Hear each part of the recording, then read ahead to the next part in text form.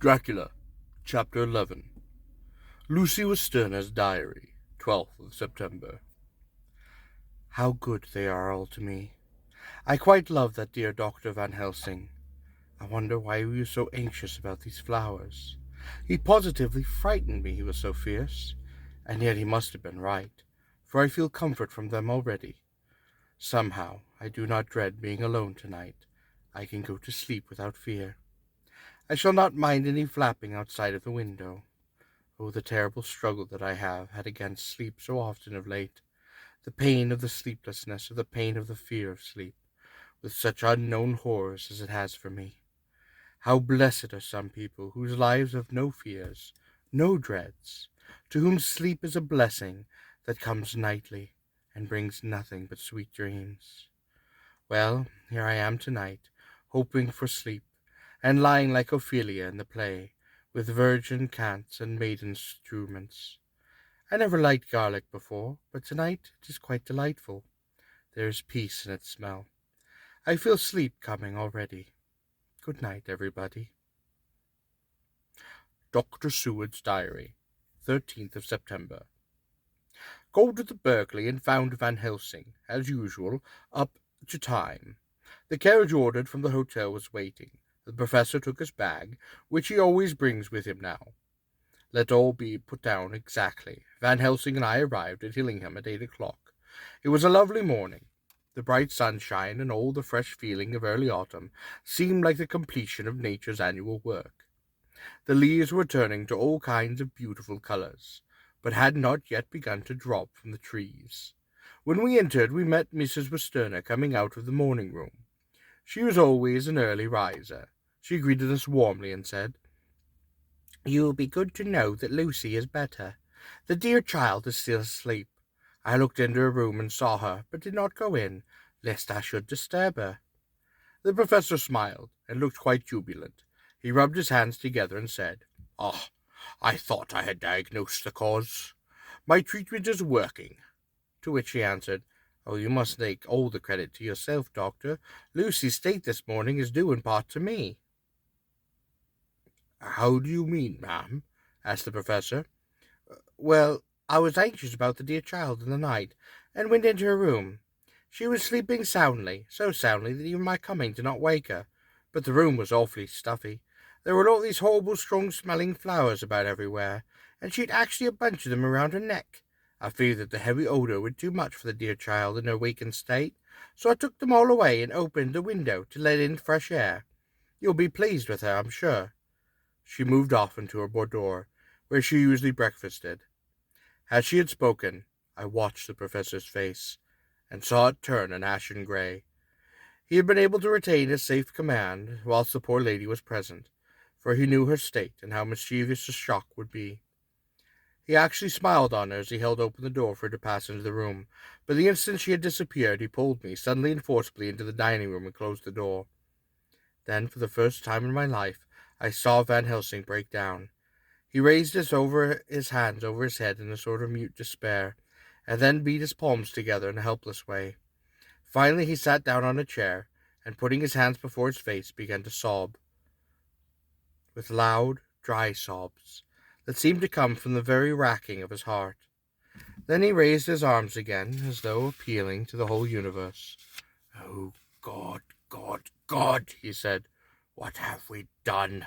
What has this poor thing done, that we are so beset? Is there fate amongst us still, sent down from the pagan world of old, that such things must be, and in such a way? This poor mother, all unknowing and all for the best, as she thinks, does such things as lose her daughter body and soul. And we must not even tell her. We must not even warn her, or she die, and then both die. Oh, how we are beset! How all the powers of the devils are against us." Suddenly he jumped to his feet. "Come, he said. Come, we must see an act. Devils or no devils, or all the devils at once, it matters not. We fight him all the same." He went to the hall door for his bag, and together we went to Lucy's room. Once again I drew up the blind, whilst Van Helsing went towards the bed. This time he did not start as he looked on the poor face with the same awful waxen pallor as before. He wore a look of stern sadness and infinite pity. "As I expected," he murmured, with that hispy inspiration of his which means so much. Without a word he went and locked the door, and then began to set out on the little table the instruments of yet another operation for a transfusion of blood. I had long ago recognized the necessity and began to take off my coat, but he stopped me with a warning hand. "No," he said. "Today you must operate, and I shall provide. You are too weakened already." As he spoke, he took off his coat and rolled up his shirt sleeve. Again the operation, again the narcotic, again some return of color to the ashy cheeks, and the regular breathing of healthy sleep. This time I watched while Van Helsing recruited himself and rested. Presently he took an opportunity of telling Miss Westerner that she must not remove anything from Lucy's room without consulting of him, that the flowers were medicinal, and that the breathing of the odor was a part of the system of cure. Then he took over the care of the case himself, saying that he would watch this night and the next, and would send me some word when to come. After another hour, Lucy waked from her sleep, fresh and bright, and seemingly not much the worse for a terrible ordeal. What does it all mean? I'm beginning to wonder if my long habit of life amongst the insane is beginning to tell upon my old brain. Lucy's Westerner's Diary, 17th of September. 4 days and nights of peace. I am beginning to grow strong again, that I hardly know myself. It is as if I had passed through some long nightmare, and had just awakened to see the beautiful sunshine, and feel the fresh air of the morning around me. I have a dim half-remembrance of long anxious times, of waiting and fearing, darkness in which there was not even the pain of hope to make present distance more poignant, and then long spells of oblivion, and the rising back to life as a diver coming up through a great press of water. Since, however, Dr. Van Helsing has been with me, all this bad dreaming seems to have passed away. The noises that used to frighten me out of my wits, flapping against the window, the distant voices which seemed so close, and the harsh sounds that come from I know not where, and command me to do I know not what, have all ceased. I go to bed now, without any fear of sleep. I do not even try to keep awake. I have grown quite fond of the garlic, and the boxful arrives of me every day from Haarlem. Tonight Dr. Van Helsing is going away, as he asked to be for a day in Amsterdam, but I need not be watched. I am well enough to be left alone. And thank God for mother's sake, and dear Arthur's, and for all our friends who have been so kind. I shall not even feel the change, for last night Dr. Van Helsing slept in his chair much of the time. I found him asleep twice when I awoke, and I did not fear to go to sleep again, although the boughs or bats or something flapped almost angrily against the window panes. The Pall Mall Gazette, 18th of September. The escaped wolf perils adventurers of our interviewer. Interviewer with the keeper in the Zoological Gardens. After many inquiries, and almost as many refusals, and perpetually using the words Pall Mall Gazette as a sort of talisman, I managed to find the keeper of the section of the Zoological Gardens in which the wolf department is included. Thomas Bidler lives in one of the cottages in the enclosure behind the elephant house, and was just sitting down to his tea when I found him. Thomas and his wife are hospitable folk, elderly, without children, and if the special specimen I enjoy of their hospitality be of the average kind, their lives must be pretty comfortable. The keeper would not enter in on what he called business until supper was over, and when we were all satisfied, and then the table was cleared, and he had lit his pipe, he spoke. "Now, sir, you can go on and ask me what you want. You'll excuse me refusing to talk of professional subjects before meals. I gives the wolves and the jackals and the hyenas all of our sections their tea afore I begin to ask them questions." "How do you mean, ask them questions?" I inquired, wistful to get him into a talkative humor. "Hitting of them over the head with a pole is one way, scratching their ears is another. When gents is as flushed wants a bit of show off for the gals, I don't so much mind the first, the end with the pole. after I chucks in their dinner, but I waits till they add their sherry and coffee, so to speak, before I tries on with the ear scratching, mind you," he added philosophically. "There's a deal of the same nature in us and them, they're animalies. Here's yer comin' and asking me questions about my business, and I that grumpy like that only for your bloomin' of quid I'd 'a' seen yer blowed first 'fore I had 'a answered. Not even when you asked, real sarcastic like, if I'd like you to ask the superintendent if you might ask me questions. Without offense, did I tell you to go to hell? You did. And when you said you report me for oozing of obscene language, that was hitting me over the head. But the half quid made that all right. I ain't a going to fight. So I waited for the food and did with my owl as the wolves and lions and tiger does. But Lord love ye art, now that the old ooman has stuck a chunk of tea cake in me and rinsed me out with her bloomin' old teapot, and I've lit up, you may scratch my ears for all you're worth, and won't get even a growl out of me. Drive along with your questions. I know what you're coming at. That air escaped wolf. Exactly. I wanted you to give me your view of it. Just tell me how it happened, and when I know the facts, I'll get you to say what you consider was the cause of it, and how you think the whole affair will end. All right, Governor, this here's about the old story. That air wolf, what we call Bitsicker, was one of their gray ones that came from Norway to Jamrocks, which we brought off him 4 year ago. He was a nice, well-behaved wolf, never gave no trouble to talk of. I'm more surprised at him for wanting to get out nor any other animal in the place. But there, you can't trust wolves no more than women. Don't you mind him, sir, broke in Miss Tom with a cheery laugh. He's got minding the animals so long, the blessed if he ain't like an old wolf himself, and there ain't no harm in him. Well, sir, it was about 2 hours after feeding yesterday when I first heard disturbance. I was making up a litter in the monkey house for a young puma, which is ill. But when I heard the yelping and howling, I came away straight. There was Bissiker tearing like a mad thing at the bars, as if he won't get out. There wasn't much people about that day, and closest hound was only one man, tall, thin chap with a hooked nose and pointed beard, with a few white hairs running through it.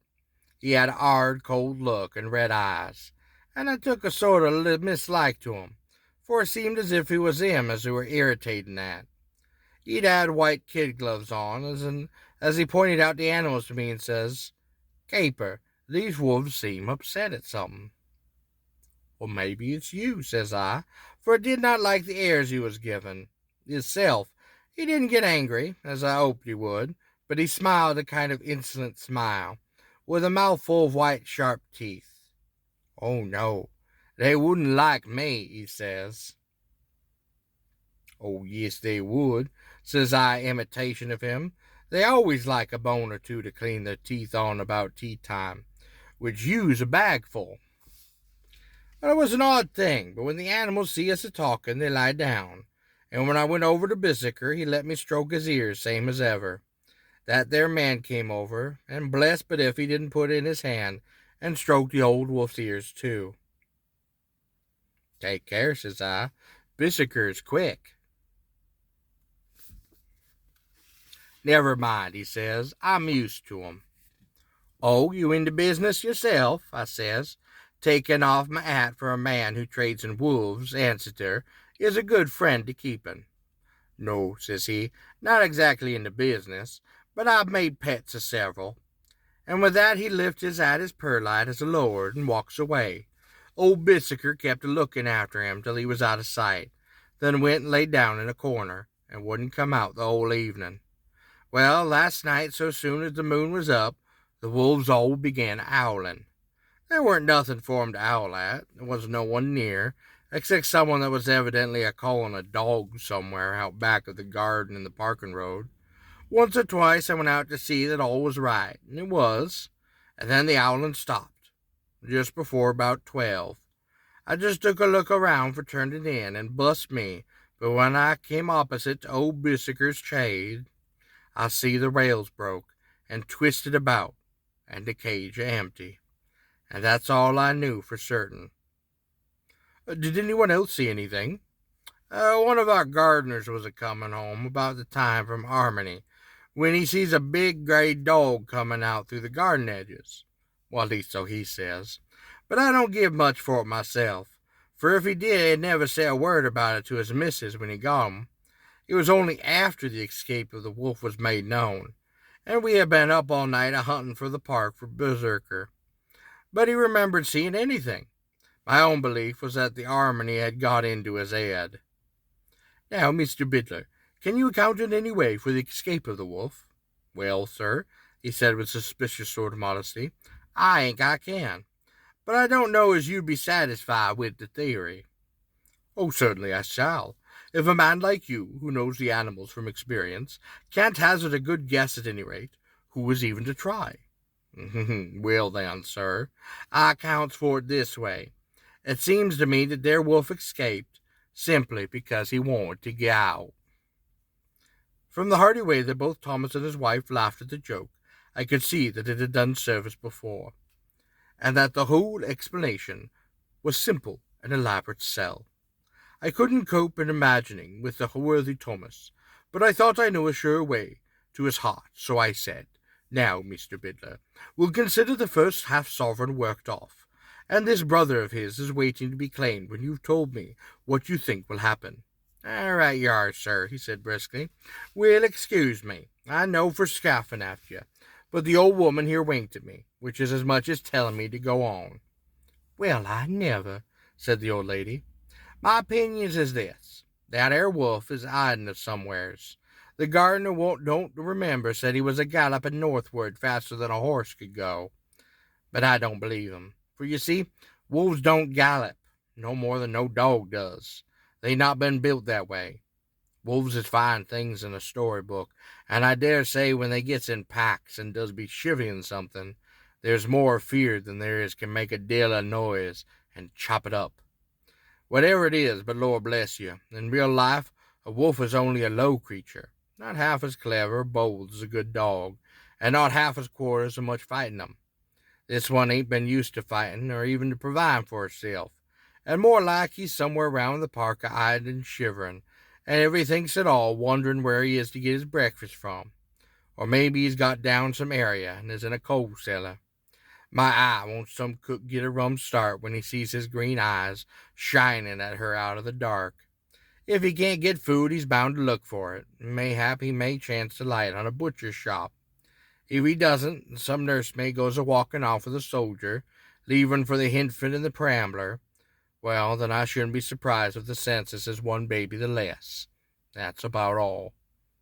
I was handing him the half-sovereign when something came bobbing up against the window, and Mr. Biddler's face doubled its natural length of surprise. God bless me, he said, if that ain't old Berserker come back by hisself. He went to the door and opened it, a most unnecessary proceeding, it seemed to me. I've always thought that a wild animal never looks so well as when some obstacle of pronounced durability is between us. A personal experience has intensified rather than diminished this idea. After all, however, there is nothing like custom, for neither Biddler nor his wife thought any more of the wolf than I should of a dog. The animal itself was as peaceful and well behaved as that father of all picture wolves, Red Riding Hood's quantum friend, whilst moving her confidence in the masquerade. The whole scene was an unattainable mixture of comedy and pathos. The wicked wolf that for half a day had paralyzed London, and set all children in the town shivering in their shoes, was there, sort of in a penitent mood, and was received and petted like a sort of vulpine prodigal son. Old Biddler examined him all over with the most tender of solicitude, and when he had finished with his penitence, said, There, I knew the poor old chap would get into some kind of trouble. Didn't I say all along? Here's his head all cut and full of broken glass. He's been getting over some bloomin' wall or other. It's a shame that people allow to top their walls with broken bottles. Here's there what comes of it. Oh, come along, Berserker.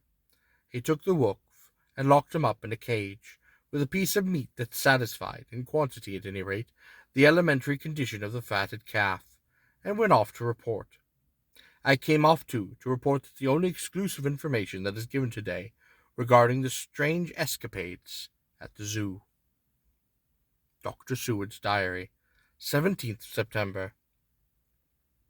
I was engaged after dinner in my study, posting up my books, which, though pressed with other work, and the many visits to Lucy, had fallen sadly into arrear. Suddenly the door was burst open, and in rushed my patient, with his face distorted with passion.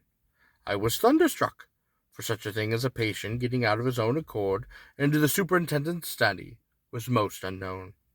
Without an instant's pause, he made straight at me. He had a dinner knife in his hand, and as I saw he was dangerous, I tried to keep the table between us.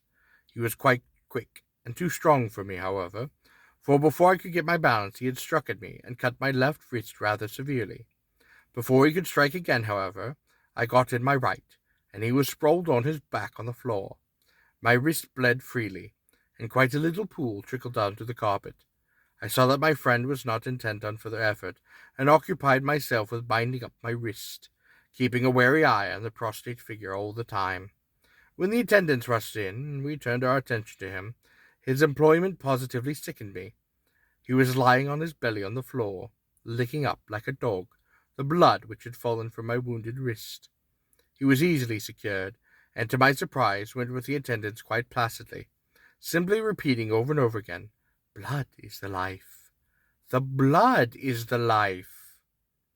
I cannot afford to lose blood just at present.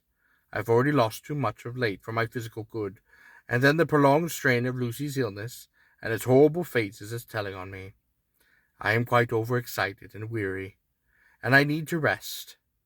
Happily Van Helsing has not summoned me, so I need not forego my sleep tonight. I could not well do without it. Telegram, Van Helsing, Antwerp, to Sirward Carfax. Sent to Carfax, Sussex, has no country given. Delivered late by 22 hours. 17th September. Do not fail to be at Hillingham tonight. If not watching all the time, frequently visit and see that the flowers are as placed. This is important. Do not fail. Shall be with you as soon as possible after arrival. Dr. Seward's Diary, 18th September. Just off the train to London, the arrival of Van Helsing's telegram filled me with dismay. A whole night lost. And I know by bitter experience what might happen in a single night. Of course, it is possible that all may be well, but what may have happened? Surely there is some horrible doom hanging over us, that every possible accident should thwart us all in everything we do. I shall take this cylinder with me, and then I can complete my entry on Lucy's phonograph. Memorandum left by Lucy Westerner, 17th of September, night. I write this, and leave it to be seen, so that no one may be any chance to get into trouble through me. This is an exact record of what took place tonight. I feel I am dying of weakness, and have barely any strength to write, but it must be done if I die in the doing. I went to bed as usual, taking care that the flowers were placed as Dr. Van Helsing directed, and soon I fell asleep. I was awaked by the flapping at the window, which had begun after that sleepwalking on the cliff at Whitby, when Mina saved me, and which now I know so well. I was not afraid, but I did wish that Dr. Seward was in the next room, as Dr. Van Helsing said he would be, so that I might have called to him. I tried to go to sleep, but I could not. Then there came to me that old fear of sleep, and I determined to keep awake. Perversely, sleep would try to come, then I did not want it. So, as I feared to be alone, I opened my door and called out, "Anybody there?" And there was no answer. I was afraid to wake Mother, and so I closed my door again. Then outside in the shrubbery, I heard a sort of howl like a dog's, but more fierce and much deeper. I went to the window and looked out, but could see nothing except a big bat, which had evidently been buffeting its wings against the window. So I went to bed again, and determined not to go to sleep. Presently the door opened, and Mother looked in, seeing by my moving that I was not asleep, came in and sat by me. She said to me even more sweetly and softly than her wont, "I was uneasy about you, darling, and came in to see that you were all right." I feared she might catch cold sitting there, and asked her to come in and sleep with me, so she came into the bed, and lay down beside me. She did not take off her dressing-gown, for she said she would only stay a little while, and then go back to her own bed. As she lay there in my arms, and I in hers, the flapping and buffeting came to the window again. She was startled and a little frightened, and cried out, "What is that?" I tried to pacify her, and at last succeeded, and she once more lay quiet, but I could hear her poor dear heart still beating terribly. After a while there was the low howl again out in the shrubbery, and shortly after there was a crash upon the window, and a lot of broken glass was hurled upon the floor. The window blind blew back with the wind that rushed in, and in the aperture of the broken panes was the head of a great gaunt grey wolf. Mother cried out in fright, and struggled up into a sitting posture, and clutching wildly at anything that would help her. Amongst other things, she watched the wreath of flowers that Dr. Van Helsing insisted on my wearing around my neck, and tore it away from me. For a second or two she sat up, pointing at the wolf, and there was a strange and horrible gurgling in her throat.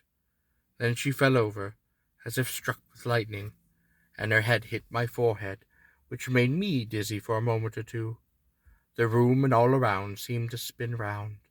I kept my eyes fixed upon the window, but the wolf drew his head back, and with a whole myriad of little specks seemed to come blowing in through the pillar of dust that travellers describe when there is a simon in the desert. I tried to stir, but there was some spell upon me, and dear mother's poor body, which seemed to be growing cold already, for her dear heart had ceased to beat, was weighing me down, and I remembered no more for a while. The time did not seem long, but very, very awful, till I recovered consciousness again. Somewhere near, a passing bell was tolling. The dogs all around the neighborhood were howling, and in our shrubbery, seemingly just outside, a nightingale sang. I was dazed and stupid with pain and terror and weakness, but the sound of the nightingale seemed like the voice of my dead mother come back to comfort me. The sound seemed to have awakened the maids too, for I could hear their bare feet pattering outside my door. I called to them, and they came in, and when they saw what had happened, and what it was that lay over me on the bed, they screamed. The wind rushed in through the broken window, and the door slammed to. They lifted off the body of my dear mother, and laid her, covered up with a sheet, on the bed after I had gotten up. They were all so frightened and nervous that I directed them to go to the dining room and have each a glass of water. The door flew open for an instant and then closed again. The maid shrieked, and then went in a body to the dining room. I laid the flowers I had on my dear mother's breast. When they were there, I remembered what Dr. Van Helsing had told me, but I did like to remove them. And besides, I would have some of the servants to sit up with me now. I was surprised that the maids did not come back. I called upon them, but got no answer, so I went to the dining room to look for them.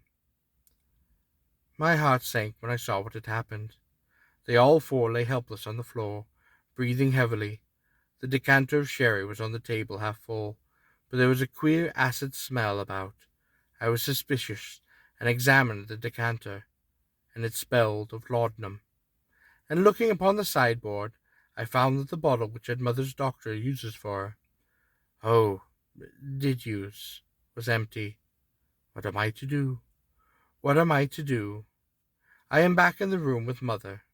I cannot leave her, and I am alone, save for the sleeping servants, whom someone has drugged. I am alone with the dead. I dare not go out, for I can hear the low howl of the wolf through the broken window. The air seems full of specks, floating and circling in the draught from the window, and the lights burn blue and dim. What am I to do? God shield me from harm this night. I shall hide this paper in my breast, where they will find it when they come to lay me out. My dear mother gone. It is time that I go too. Goodbye, my dear Arthur. If I should not survive this night, God keep you, dear, and God help me.